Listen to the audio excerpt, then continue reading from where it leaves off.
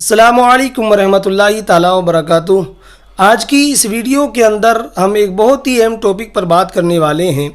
बहुत सारे भाइयों के, बहुत सारे नाजरीन के जहन में ये सवाल रहता है कि अगर किसी शख्स पर कुर्बानी वाजिब है, वो मालिक निसाब है, बक़द्र निसाब उसके पास माल है, लेकिन उसके पास इतना पैसा नहीं है कि वो जानवर में हिस्सा कर सके, वो अय्याम कुर्बानी में जानवर ज़बह करने के लिए जानवर को ख़रीद सके, इतने पैसे उसके पास नहीं हैं।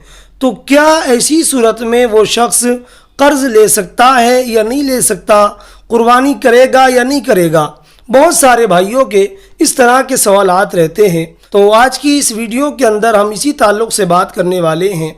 अगर कोई शख्स ऐसा है जो मालिक निसाब है, यानी उस पर कुर्बानी वाजिब है, लेकिन उसके पास फिल वक्त इतना पैसा नहीं है कि वो जानवर में हिस्सा कर सके, वो कोई जानवर ख़रीद सके, तो क्या वो कर्ज़ ले सकता है या नहीं? तो यहाँ पर आप सीधी सी बात ज़हन में रखें।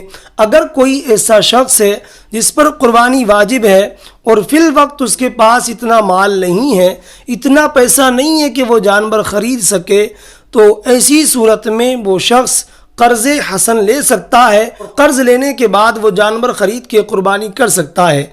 इसी तरह अगर उसके पास कोई ज़ायद सामान है, यानी हाजत असलिया के सिवा कोई ऐसा सामान है जो ज़रूरत में नहीं है, तो उसको बेचकर वो जानवर ख़रीद के कुर्बानी कर सकता है। तो यहाँ पर दो ही सूरतें नज़र आती हैं, या तो वो किसी से कर्ज़ ले ले या फिर कोई ज़रूरत से ज़ायद शे को बेचकर वो जानवर को ख़रीद ले।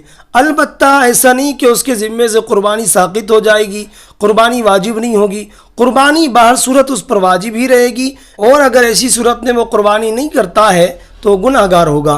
तो उम्मीद करता हूँ इस वीडियो के ज़रिए आप पर मसले की वजाहत हो गई होगी। अगर आप हमारे इस चैनल पर नए हैं तो इसको सब्सक्राइब कर लें और वीडियो को ज़्यादा से ज़्यादा शेयर करें। इसी तरह की इस्लामी मालूमात इस चैनल से आपको मिलती रहेंगी। तो मिलते हैं किसी अगली वीडियो के अंदर, तब तक के लिए खुदा।